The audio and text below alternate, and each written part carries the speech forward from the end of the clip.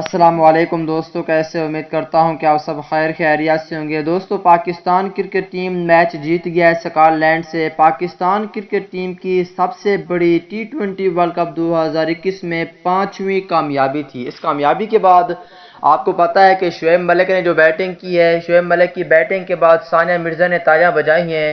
اس پر Indian media کا بہت بڑا ریاکشن تھا۔ اس ریاکشن کے بعد اب ثانیہ مرزا کا بھی انٹرویو جاری ہوا ہے۔ ثانیہ مرزا اس بارے میں کیا کہتی ہیں انڈین میڈیا کو، وہی تفصیل اس ویڈیو کے اندر آپ دوستوں کو بتانے والا ہوں۔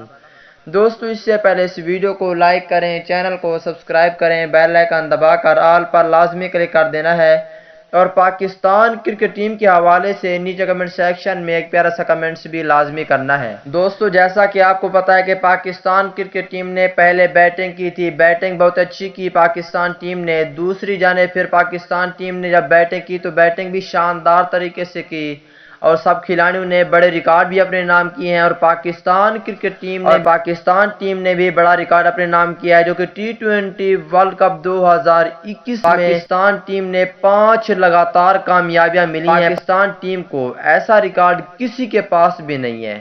اور اصل میں بات ہماری تھی ثانیہ مرزا کے حوالے سے۔ دوستو، ثانیہ مرزا کا کہنا ہے کہ انڈین میڈیا کو میرے بارے میں کچھ نہیں کہنا چاہیے کیونکہ وہ میرا ہسبینڈ تھا، اس وجہ سے میں نے اس کے چھکے چوکوں کی وجہ سے میں نے تالیاں بجائی ہیں۔